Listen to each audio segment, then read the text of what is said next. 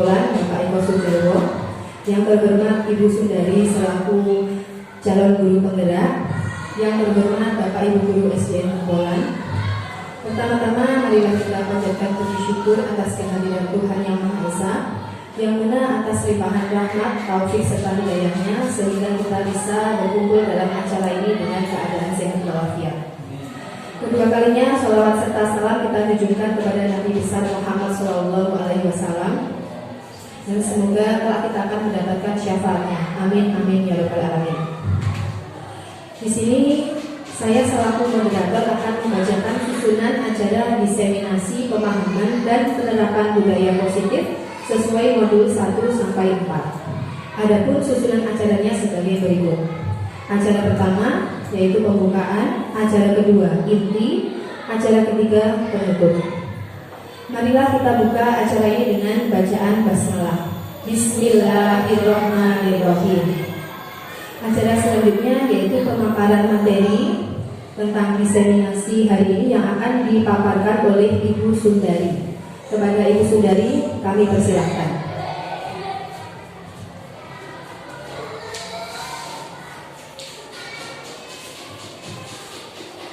Assalamualaikum warahmatullahi wabarakatuh. Yang terhormat Bapak Kepala SDN Polan, dan yang saya hormati Bapak Ibu pendidik dan tenaga kependidikan SDN Polan. Pertama, saya berterima kasih karena sudah diberikan waktu dan tempat untuk melaksanakan kegiatan diseminasi menyebarkan pemahaman dan pengalaman penerapan budaya positif dari modul 1.4 pendidikan guru penggerak yang sudah saya lakukan selama kurang lebih 2 bulan terakhir ini. Dalam pendidikan guru penggerak itu ada 3 modul. Yang pertama, modul 1 itu dibagi menjadi 4 submodul. Ada modul 1.1, 1.2, 1.3 dan 1.4. Dari beberapa submodul itu, ini tugas yang terakhir untuk modul 1, yaitu modul 1.4, menyebarkan pemahaman dan pengalaman penerapan budaya positif. Terima kasih, saya lanjutkan saja ya. Kita mulai. Selamat datang para guru hebat. Mari belajar bersama, berkolaborasi, saling mendukung demi mewujudkan disiplin positif di sekolah kita tercinta. Semua bapak ibu guru itu hebat. Kita bergerak untuk mewujudkan siswa-siswi yang berprestasi. Nanti yang akan saya sampaikan pertama, konsep utama modul budaya positif. Yang pertama, perubahan paradigma belajar. Yang kedua, disiplin positif. Yang ketiga, kebutuhan dasar manusia. Yang keempat, motivasi perilaku manusia. Selanjutnya, posisi kontrol restitusi. Kemudian, keyakinan kelas dan segitiga restitusi. Jadi nanti yang akan saya sampaikan meliputi ini semua. Kita lanjutkan. Yang pertama, pembelajaran dengan paradigma baru. Pembelajaran dengan paradigma baru ini dirancang berdasarkan prinsip pembelajaran yang terdiferensiasi sehingga setiap siswa belajar sesuai dengan kebutuhan dari tahap perkembangannya untuk mewujudkan profil pelajar Pancasila. Jadi pembelajaran dengan paradigma baru ini kita tidak boleh memaksakan anak untuk melakukan sesuatu yang mereka itu belum atau mereka itu tidak menyukainya. Jadi kita itu hanya menuntun, ya, sebagai seorang guru itu harus menuntun anak sesuai dengan kodratnya. Jadi tiap anak itu berbeda-beda. Jadi anak yang satu dengan anak yang lain itu memiliki kemampuan yang berbeda-beda. Kita tidak boleh memaksakan untuk sama. Misalkan si A pandai matematika, si B belum tentu dia mampu, tapi kita memaksakan untuk semua itu bisa. Kita hanya bisa menuntunnya, ya. Diibaratkan guru itu sebagai petani, anak-anak itu sebagai tanamannya, dan sekolah itu ladangnya atau sawahnya. Jadi petani itu merawat tanamannya itu sesuai dengan karakternya masing-masing. Misalkan padi itu suka dengan air, kalau jagung tidak. Jadi kita tidak boleh memaksakan. Seperti kita mendidik anak pun begitu. Kadang anak suka pelajaran matematika, ada lagi anak itu yang sukanya bidang seni. Jadi berbeda-beda. Kita itu menuntun anak sesuai dengan kodrat yang dimilikinya. Jadi kita sebagai seorang guru memberikan motivasi, menuntun anak untuk berkembang sesuai dengan kodratnya, untuk mewujudkan profil pelajar Pancasila. Profil pelajar Pancasila ini apa saja Bapak Ibu? Yang pertama apa? Beriman dan bertakwa. Kemudian apa yang kedua? Beriman dan bertakwa. Kemudian ada lagunya, gitu. Profil pelajar Pancasila, beriman dan bertakwa. Kemudian apa? Tidak kelihatan? Ya. Kemudian gotong royong, kreatif, mandiri, bernalar kritis. Kita lanjutkan, ya. Selanjutnya disiplin positif. Disiplin positif ini dalam budaya kita, makna kata disiplin, biasanya anak itu kalau mendengar kata disiplin itu pasti dihubungkan dengan apa? Peraturan. Pasti dia nanti peraturan, pasti dia berpikirnya itu nanti aku akan dibatasi, dikekang. Mikirnya pasti seperti itu, ya. Padahal itu kan tidak. Dalam budaya kita, makna kata disiplin dimaknai menjadi sesuatu yang dilakukan seseorang pada orang lain untuk mendapatkan kepatuhan. Kita cenderung menghubungkan kata disiplin itu dengan ketidaknyamanan. Anak-anak itu kalau dengar kata kamu harus disiplin, itu pasti dia itu merasakan nanti pasti aku tidak boleh begini, tidak boleh begitu, Nah, itu kita rubah mindset pada anak itu. Kalau anak itu melakukan sesuatu atau kedisiplinan itu berdasarkan hatinya, ya. Sementara sekarang ini kan kita anak untuk disiplin itu karena dia takut apa? Hukuman. Nah, kalau hukuman itu berarti motivasinya itu dari luar atau motivasi ekstrinsik, ekstrinsik.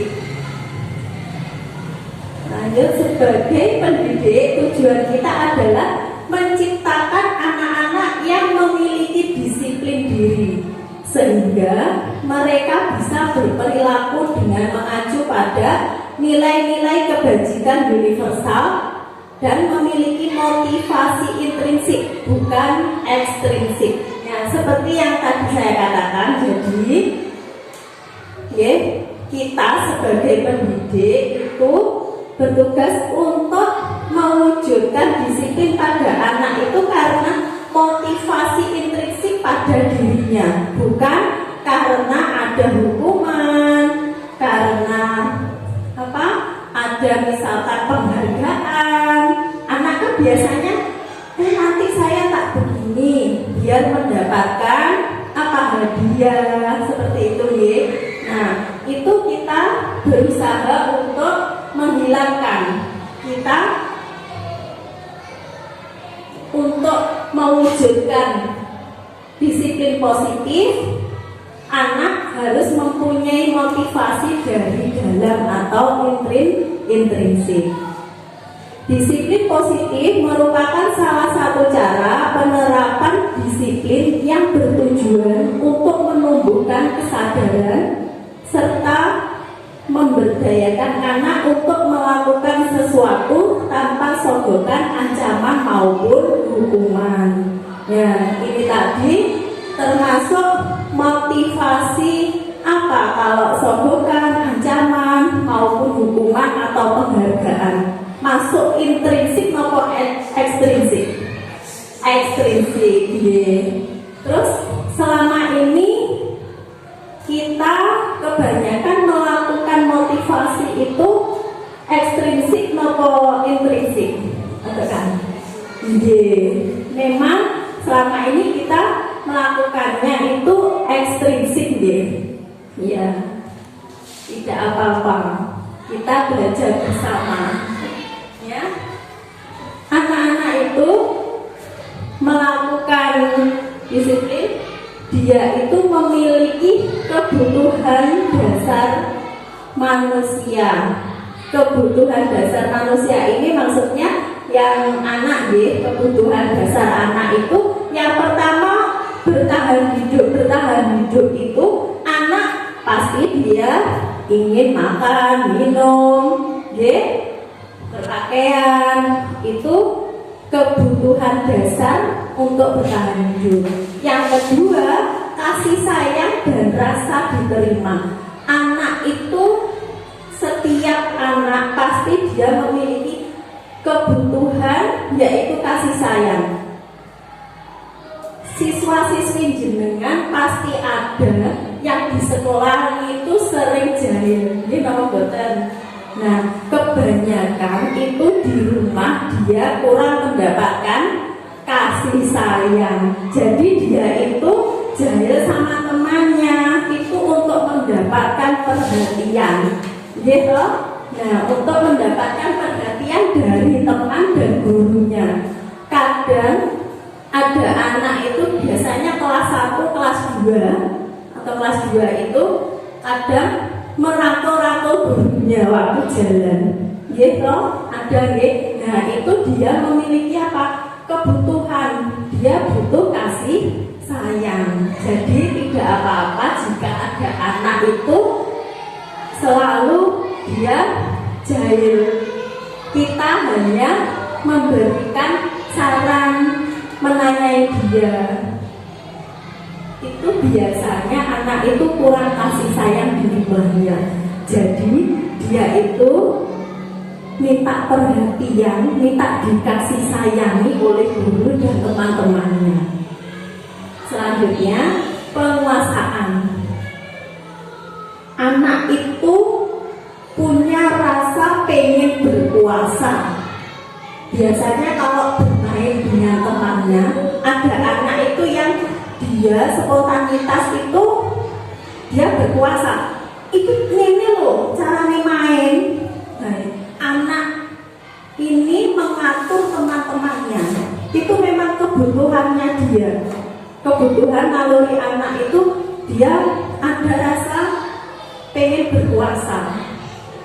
Ya, itu memang nalurinya anak seperti itu. Kemudian butuh kebebasan. Dia itu pengen bebas berekspresi. Kadang anak itu dia manjat pohon, kadang ada yang mainan lato-lato itu sekarang mainannya mulai lato-lato yang lagi. Nah, itu bermainnya tidak hanya dimainkan biasa, enggak. Kadang sambil jungkir balik, kadang sambil, memang anak seusia SD itu seperti itu. Dia kadang tingkahnya itu sepertinya aneh, tapi memang naluri seorang anak demikian. Kemudian butuh kesenangan. Dia kadang waktu di kelas gurunya menerangkan, itu tiba-tiba ada yang nyanyi-nyanyi, apalagi lagunya itu lagu, kadang lagu dangdut, nama boten. Kadang ada anak itu sambil dia itu waktu olahraga itu pasti dia itu sangat senang sekali. Karena apa? Kalau olahraga itu mereka bebas di luar, dia senang. Ada murid saya itu kalau waktunya olahraga pasti dia itu masuk sekolah. Tapi kok ada waktunya pelajaran, jadwalnya itu tema, dan temanya itu nanti waktunya ada matematika, dia itu sering tidak masuk. Ada anak seperti itu, anak laki-laki. Tapi kalau waktunya olahraga, dia selalu masuk sekolah. Nah, ini anak ini dia merasa senang kalau pelajaran itu di luar, jadi dia bebas bersenang-senang. Lanjutnya, motivasi perilaku manusia. Motivasi merupakan dorongan yang timbul pada diri seseorang secara sadar atau tidak sadar untuk melakukan suatu tindakan dengan tujuan tertentu. Yang pertama, menghindari ketidaknyamanan dan hukuman. Jadi anak itu melakukan suatu nilai kebajikan itu karena apa? Karena dia itu untuk menghindari ketidaknyamanan. Dia pengennya tidak dihukum, Murid melakukan disiplin diri karena ia takut dihukum. Ini merupakan motivasi intrinsik maupun ekstrinsik. Motivasi ekstrinsik, karena dia melakukan suatu nilai kebajikan itu untuk apa? Menghindari hukuman.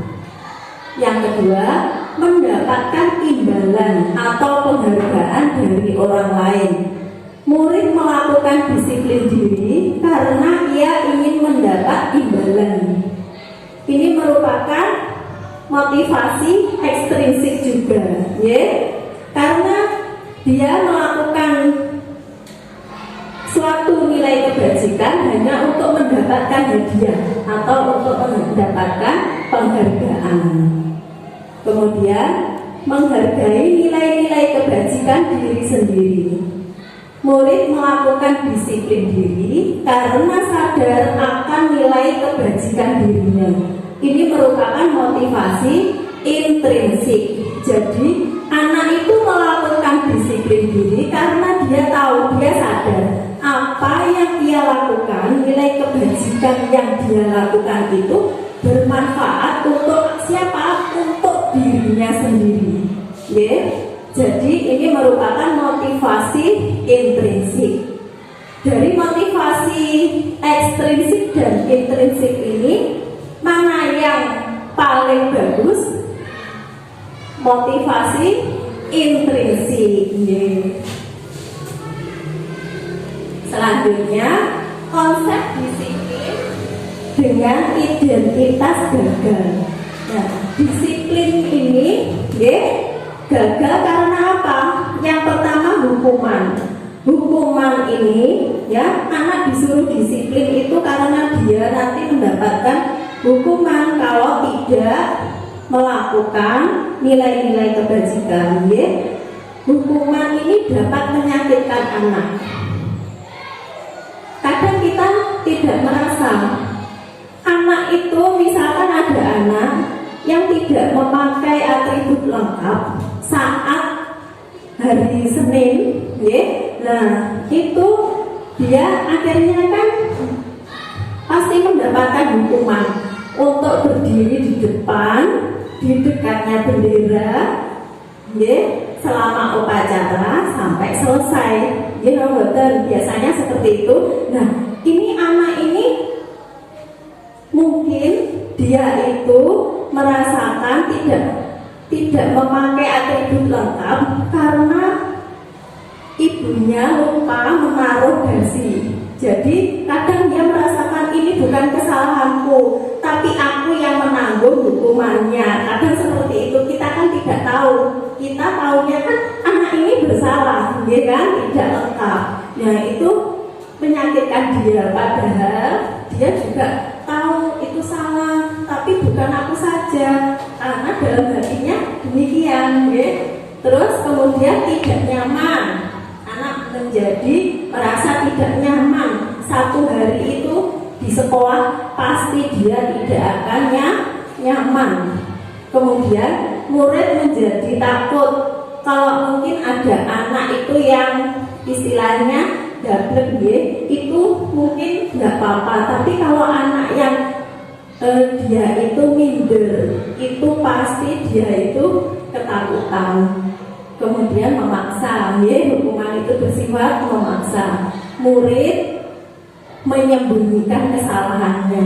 Kadang karena dia tahu bersalah, misalkan mematahkan pensilnya teman, dia tidak mau mengaku. Karena apa? Nanti aku akan mendapatkan hukuman, ya. Dia nanti akan tidak jujur. Dia berusaha untuk menyembunyikan kesalahannya. Nah, itu yang membuat anak itu menjadi tidak jujur, ya. Kemudian murid menjadi rendah diri karena pernah bersalah. Dia teringat terus akan kesalahannya, dia menjadi rendah diri. Kemudian penghargaan juga termasuk konsep disiplin dengan identitas gagal. Karena apa? Tidak efektif. Anak itu hanya melakukan kebaikan jika mendapatkan imbalan atau penghargaan. Kemudian merusak hubungan, sifat iri. Misalkan satu kelas ada yang mendapatkan hadiah dari gurunya, anak yang lain itu pasti dalam hatinya dia ingin mendapatkan hadiah meskipun kemampuannya hanya setengah, mungkin di bawahnya teman yang dapat hadiah. Dia tahu, tapi dalam hatinya itu pasti dia itu juga pengen, ya. Kemudian mematikan kreativitas. Anak yang sudah mendapatkan hadiah itu biasanya, alah, saya begini saja sudah mendapatkan hadiah, mendapatkan penghargaan, sudah lebih dari teman yang lain. Dia tidak akan mau berkembang. Alah, begini saja, biasanya seperti itu. Kemudian mendukung dengan sistem ranking. Sekarang ini untuk K13 tidak ada, ya, untuk peringkat 1, 2, 3. Nah, ini kenapa? Karena kalau ada seperti itu, anak yang kemampuannya masih di bawah, dia itu akan merasakan rasa rendah dibandingkan teman-temannya, ya. Nah, makanya ini sistem ranking sekarang sudah tidak ada. Kemudian merampas hak menghargai dirinya. Jadi anak yang merasa dia di bawah teman-temannya, kemampuannya, dia tidak merasa rendah diri, tidak menghargai dirinya. Saya kok begini saja, kadang seperti itu. Lanjut. Konsep disiplin dengan identitas sukses. Yang pertama, konsekuensi. Penguatan jangka pendek. Ini contohnya kok untuk konsekuensi. Misalkan ada anak di kelas itu menumpahkan minum minum botol minum temannya. Ye. Nah, di situ anak yang menumpahkan itu kita tegur. Ye. Loh, kamu kok menumpahkan? Ya Bu, maaf tidak sengaja.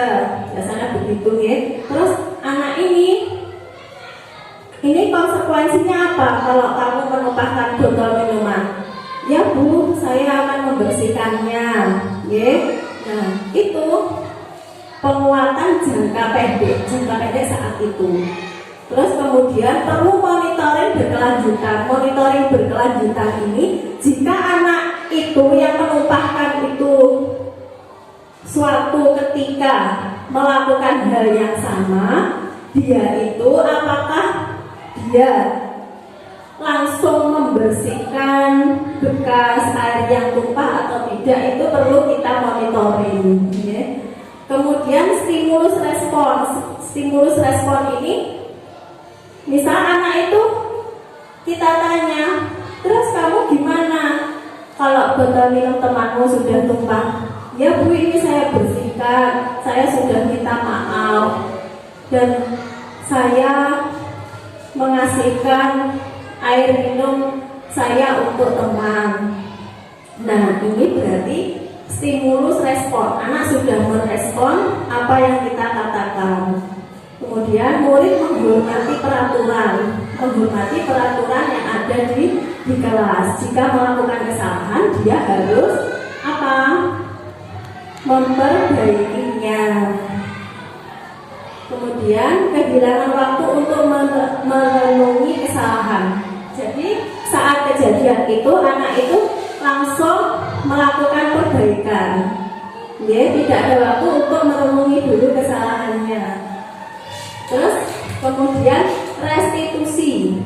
Ya, restitusi ini murid bertanggung jawab untuk perilakunya. Ya, jadi murid ini dia ketika melakukan kesalahan, ya, dia itu ditanya, apakah kamu melakukan ini karena sengaja? Biasanya kan dia, misalkan contoh, anak ini ke sekolah tidak pakai seragam atribut lengkap pada waktu hari Senin, ya.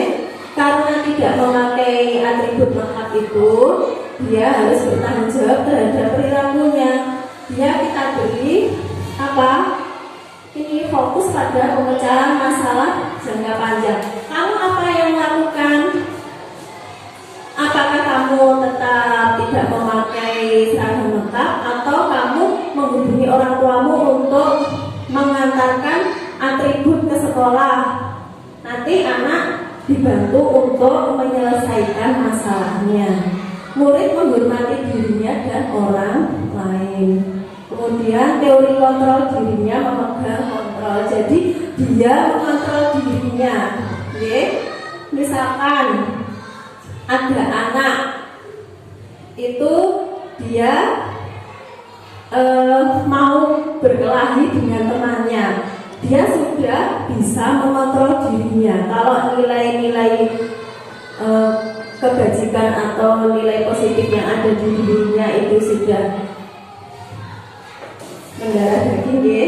Nah, itu dia bisa mengontrol dirinya atau mengendalikan dirinya. Kemudian murid bersemangat memperbaiki kesalahannya. Dari kesalahan yang sudah dilakukan, dia akan belajar untuk memperbaiki kesalahannya dan tidak akan terulang lagi di suatu saat. Lanjut.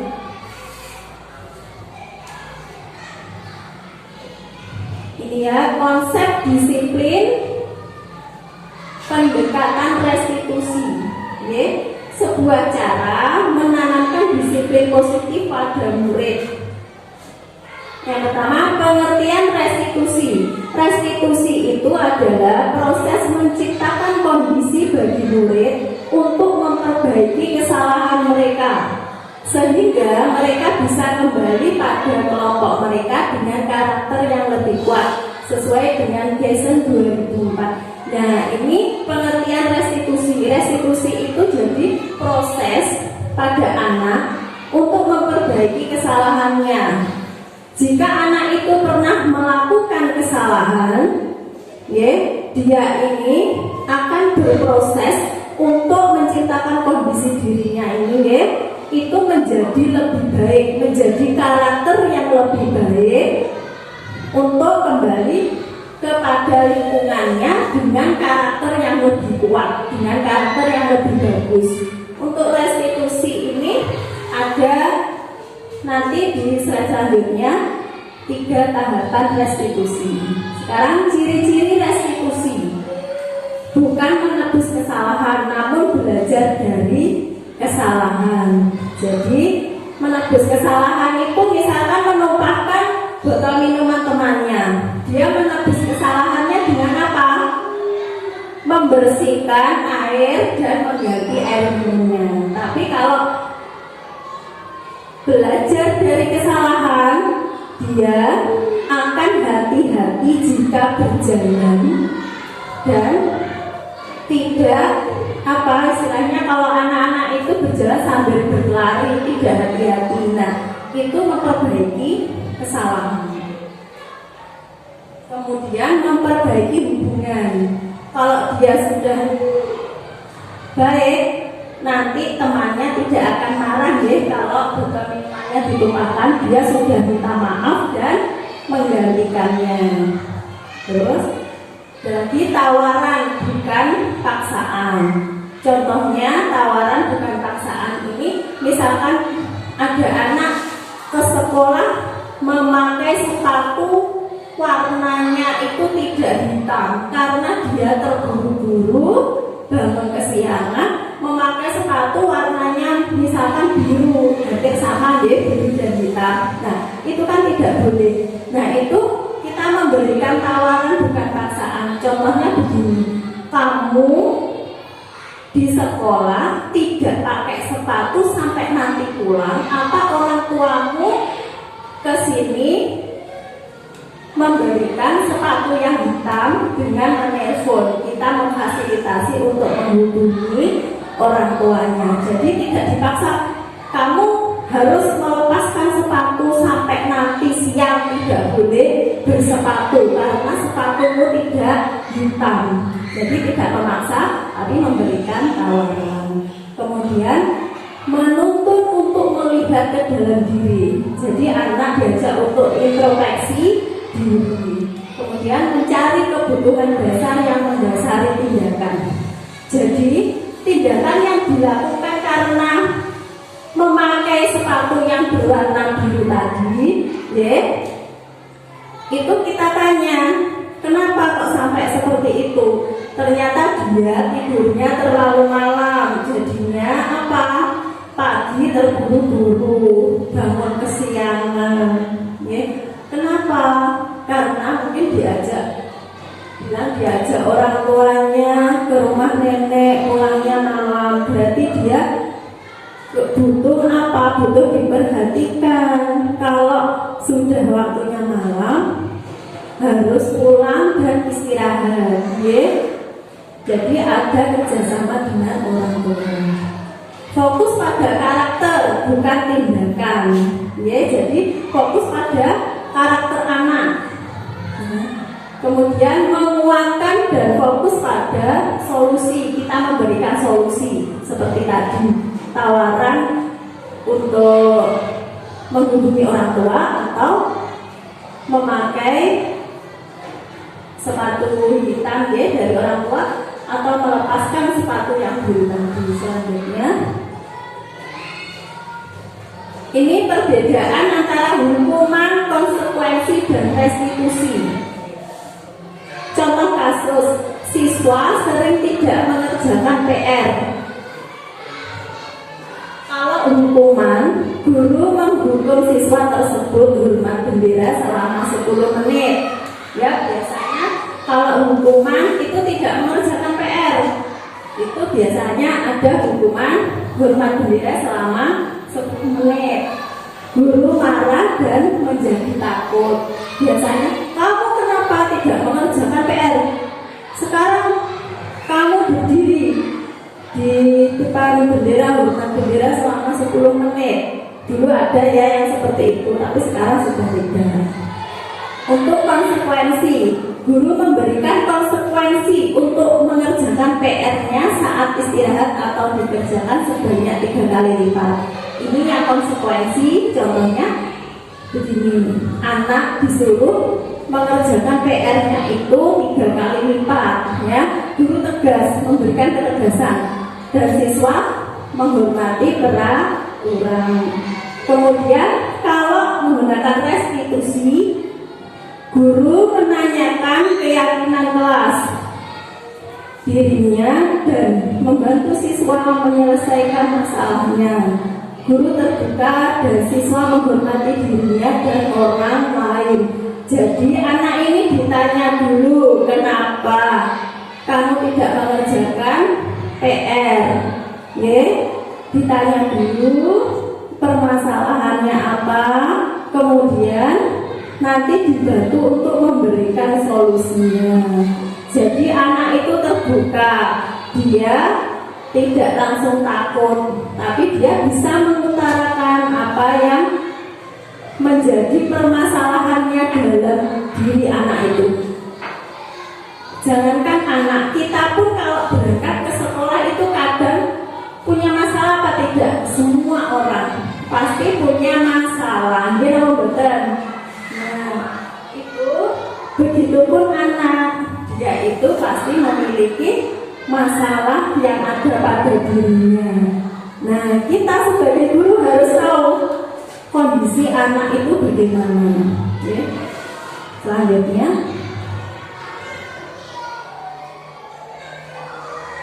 5 posisi kontrol restitusi. Yang pertama, menghukum, kemudian membuat rasa bersalah. Yang ketiga, sebagai teman. Yang keempat, pemantau, kemudian manajer. Selama ini kira-kira kita menggunakan yang mana ya? Dari menghukum, membuat rasa bersalah,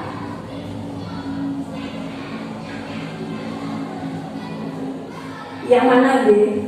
Biasanya yang menghukum, kemudian apa? Membuat rasa bersalah. Atau mungkin ada yang sudah menerapkan manajer, ya, sebagai teman, pemantau. Ya, contoh penerapan 5 posisi kontrol. Contoh kasus, siswa tidak memakai atribut lengkap.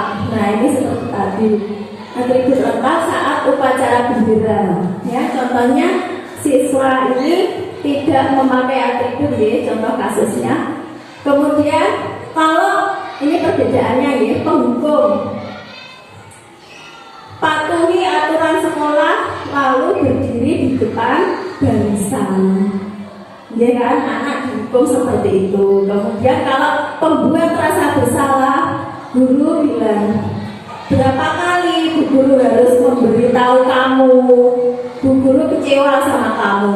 Nah, dia akan merasa bersalah, ya. Kemudian kalau sebagai teman, ayolah yang tertib, buat bu guru bangga. Kali ini tidak apa-apa, kamu salah, tapi jangan diulangi lagi, ya. Kemudian sebagai pemantau, kamu sudah melanggar, apa peraturan dan konsekuensinya, ya. Kemudian kalau sebagai manajer, apakah kamu tahu kesalahanmu? Jadi anak ditanya dulu kesalahanmu, kamu tahu kesalahanmu, pasti dia tahu kesalahan yang sudah dilakukan. Anak itu sebenarnya dia itu tahu kalau dia itu melakukan salah itu dia tahu, tapi kadang memang dia pengen melakukannya, betul. Kadang bertengkar sama temannya itu sebenarnya nggak boleh, tapi karena itu tadi jiwanya anak itu tadi.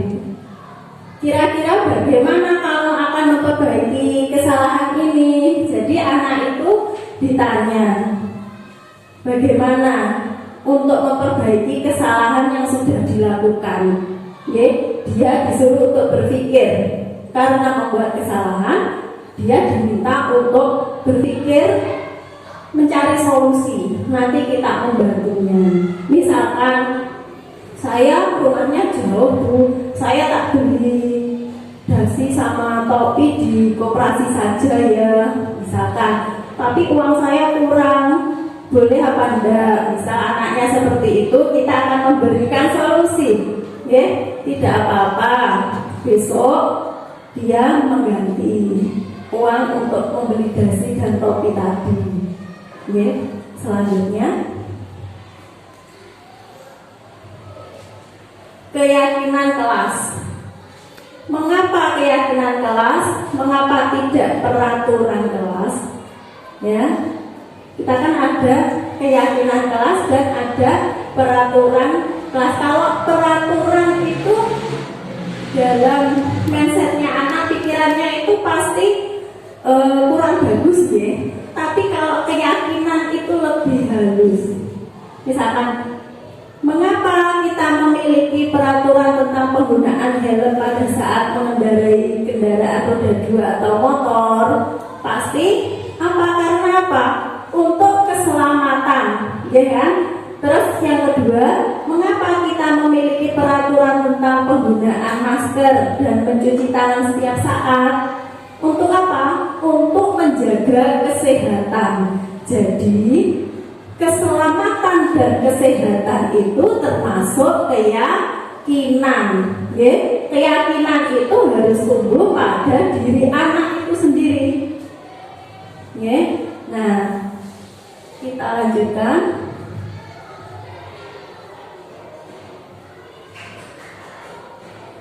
Ini guru bersama siswa membuat keyakinan kelas. Ini yang sudah saya lakukan, berdiskusi tentang peraturan. Pertama saya membuat peraturan itu bersama dengan anak-anak. Ya, diajak berdiskusi untuk membuat peraturan. Jadi tidak guru sendiri yang membuat peraturan, tapi didiskusikan atau dimusyawarahkan dengan peserta didik. Ya. Kemudian merumuskan peraturan menjadi keyakinan kelas dengan seperti tadi ya, cara untuk meyakinkan anak seperti kenapa kita kok harus memakai helm ketika mengendarai kendaraan roda 2 atau motor. Itu kan karena untuk apa? Untuk keselamatan. Jadi anak itu akan tahu manfaatnya, nilai kebajikan yang dia lakukan itu. Kemudian membuat keyakinan dalam Canva. Nanti anak diajari Canva yang sesederhana mungkin untuk membuat keyakinan kelas. Pasti dia akan kreatif, kemudian di-print, ditempel di kelas. Selanjutnya, ini contoh keyakinan kelas. Ya, yang pertama disiplin waktu. Jadi tidak boleh terlambat ke sekolah. Yang kedua, belajar dengan antusias, semangat dan percaya diri. Jadi anak-anak itu sering saya suruh untuk maju apapun yang dia bisa, sebisanya dia itu untuk ke depan, melatih dia untuk percaya diri. Kemudian saling menjaga kebersihan dan keindahan. Nah, ini untuk kebersihan kelas, ini kewajiban semua anak yang ada di kelas. Kemudian belajar saling membantu dan bekerja sama, menghargai guru atau teman yang sedang berbicara. Misalkan ada temannya yang sedang berbicara di depan, ya, atau dia itu membaca puisi biasanya ke depan, bagaimanapun isi puisi dan cara penyampaiannya, anak-anak saya suruh untuk menghargainya, tidak boleh menertawakannya dan tidak boleh mengejeknya. Ya. Terus kemudian selalu menerapkan 5S: senyum, sapa, salam, sopan, dan santun. Kemudian gemar membaca dan menulis sebagai budaya literasi. Untuk literasi ini setiap pagi sebelum pelajaran dimulai. Jadi setelah berdoa, anak-anak literasi selama 5 sampai 7 menit atau mungkin ya 10 menit, nanti habis itu pelajaran seperti yang saya tadi. Nah, ini ada pojok baca, ada literasi di situ. Saya beri tikar untuk membaca, misalkan istirahat anak-anak di situ baca-baca selain buku pelajaran. Jadi untuk literasi itu selain buku pelajaran, bukunya hanya buku cerita, buku perpustakaan selain buku pelajaran. Oke, lanjut.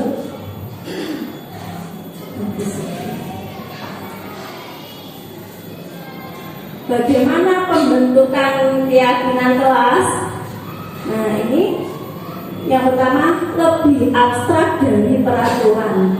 Ya, jadi lebih jelas dari peraturan.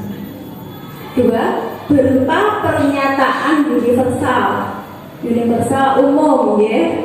Jadi anak-anak lebih bisa memahaminya.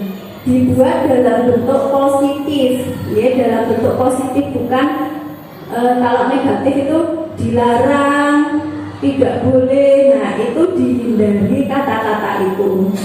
Kemudian sedikit saja agar mudah diingat. Jadi kalimatnya jangan terlalu panjang, anak biar mudah diingat.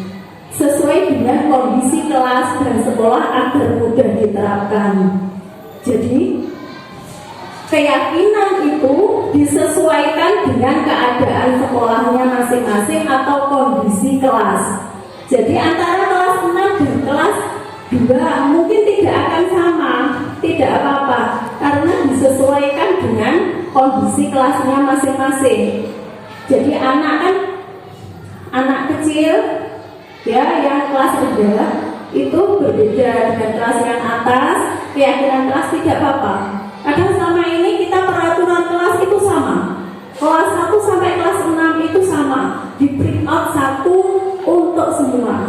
Jadi kalau selama ini di sekolah saya tuh juga begitu, ya. Sebelumnya dulu itu seperti itu. Tapi sekarang mulai diperbaiki.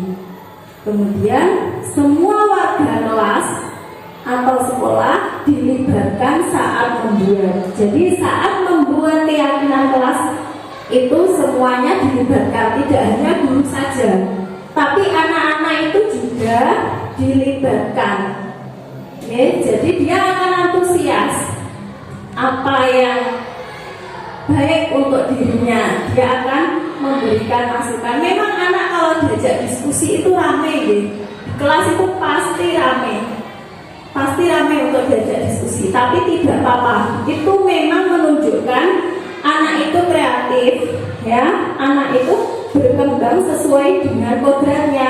Kodratnya anak SD itu bermain, ya, bersenang-senang. Jadi kalau pelajaran itu diselingi dengan permainan dan bernyanyi dan gerak, pasti dia itu antusias banget, ya. Beda kalau anak usia SMP atau SMA, itu sudah berbeda lagi. Kalau anak usia SD, dia pasti suka kalau pelajaran itu ada permainannya. Meskipun kelas 6 itu suka dia kalau belajar itu sambil bermain. Kadang itu saya membuat pertanyaan. Nah, jawaban dari pertanyaan itu di kertas kecil itu saya sebar di pojok kelas, di mana ini satu kelas. Nanti satu anak bergantian. Saya beri pertanyaan. Misalkan 2 anak maju, saya beri satu pertanyaan, nanti siapa yang mendapatkan jawaban duluan? Anak itu lari mencari jawaban itu yang betul di mana. Itu dia suka dan dia itu nanti akan teringat. Ya meskipun mungkin jawabannya salah, oh ternyata yang betul ini. Dia akan teringat. Dengan bermain, dia mengingat pelajaran yang dibahas itu. Selanjutnya,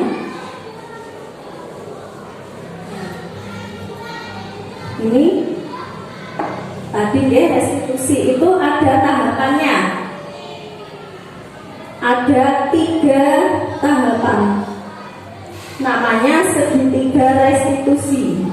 Ya. Yang pertama, menstabilkan identitas. Kita semua akan melakukan hal terbaik yang bisa kita lakukan. Ya. Menstabilkan identitas. Anak ini ditanya, kamu melakukan ini benar apa salah? Misalkan dia tadi tidak memakai atribut lengkap. Ya Bu, saya salah. Saya tidak akan mengulanginya lagi. Oke, tidak apa-apa. Kali ini dimaafkan.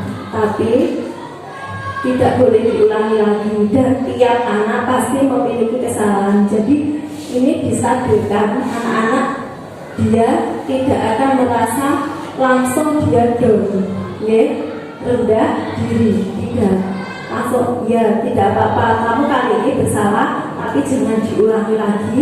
Dan tiap anak pasti itu dia pernah melakukan kesalahan, jadi tidak apa-apa, tapi perlu diingat ini jangan diulangi lagi. Itu namanya menstabilkan identitas. Kemudian validasi tindakan yang salah.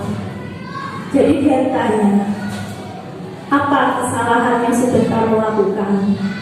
Dia pasti menjawab kesalahan-kesalahannya yang sudah dilakukan itu apa saja. Dia tahu, ya. Dan semua perilaku memiliki alasan. Kita tanya dulu, kita tidak langsung dulu itu marah-marah sama anak, tidak, ya. Tidak langsung, kamu itu salah, kamu begini-begini. Tidak, kita tanya dulu anaknya, kenapa kamu kok bisa melakukan kesalahan ini, kenapa? Karena apa? Nanti dia akan menceritakan alasannya. Kemudian menanyakan keyakinan. Ya, dari kesalahan itu dia akan tahu keyakinan apa yang telah ia langgar. Ya, kita semua memiliki motivasi internal, motivasi dalam diri kita sendiri. Ya, ini yang dapat saya sampaikan, ya. Dalam penerapan program disiplin positif, hendaknya guru memiliki standar kepribadian profesional dan sosial yang baik, di mana guru mampu berefleksi pada posisi kontrolnya saat ini. Bagaimana perjalanan dirinya sebagai seorang among, posisi manajer yang menuntun murid-murid menjadi insan yang mandiri, merdeka dan bertanggung jawab. Jadi kita menuntun siswa-siswi kita untuk menjadikan insan yang mandiri, merdeka dan bertanggung jawab sesuai dengan profil pelajar Pancasila. Intinya sebagai guru itu apa? Menuntun, bukan menuntut. Ya. Semoga sesi belajar kita hari ini membawa manfaat sehingga dapat mewujudkan pelajar berprofil Pancasila. Salam merdeka belajar. Terima kasih atas perhatiannya. Sekarang saya kembalikan ke moderator.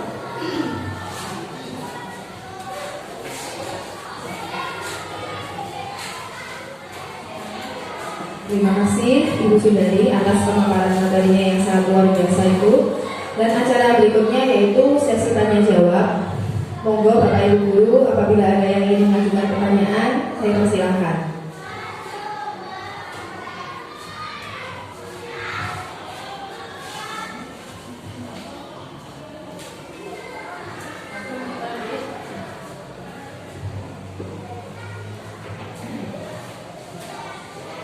Ini saya mau bertanya mengenai disiplin positif tentang keyakinan kelas.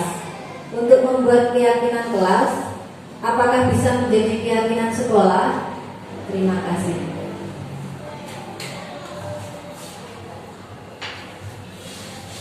Terima kasih atas pertanyaannya dari Ibu Andina.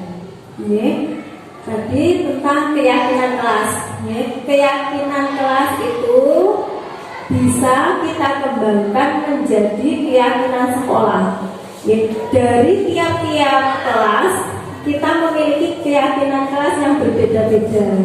Kemudian kita modifikasikan dan dari beberapa keyakinan kelas itu untuk menjadi keyakinan sekolah. Untuk keyakinan kelas itu tiap tahun itu bisa berbeda sesuai dengan kondisi kelasnya masing-masing. Misalkan tahun ini anak kelas 4 anaknya itu aktif-aktif semua. Nanti kita membuat keyakinan kelasnya itu sesuai dengan kondisi saat itu.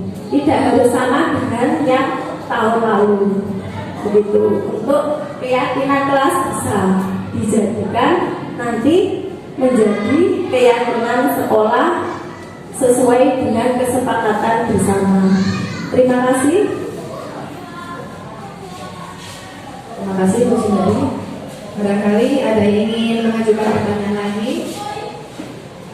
Bagaimana? Pas? Pas. Kalau begitu saya ucapkan terima kasih yang sebesar-besarnya kepada Ibu Sundari selaku pemateri karena telah memberikan materi yang sangat luar biasa hari ini, dan juga kepada Bapak Ibu guru yang sudah berkenan menyempatkan waktunya untuk menghadiri acara hari ini. Saya selaku moderator memohon maaf apabila ada tutur kata yang salah. Akhirul kalam, wassalamualaikum warahmatullahi wabarakatuh. Waalaikumsalam.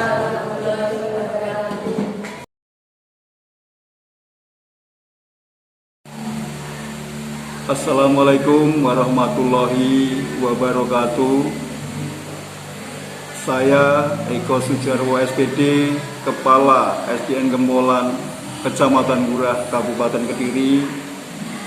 Saya akan memberikan umpan balik kepada Ibu Sundari selaku CGP Angkatan 7 yang telah melaksanakan diseminasi budaya positif di SDN Gembolan. Semoga dengan adanya diseminasi di SDN Gembolan, guru-guru SDN Gembolan akan tergerak untuk mengikuti program CGP yang diselenggarakan oleh Kemendikbudristek, dan materi yang telah disampaikan bisa membawa manfaat bagi guru dan siswa-siswi SDN Gembolan, yang mana dalam diseminasi tadi penyampaian materinya sangat runtut dan jelas, mudah untuk dipahami. Kemudian mudah-mudahan dengan adanya diseminasi ini dapat menggerakkan hati para guru di lembaga kami, sehingga Bapak Ibu guru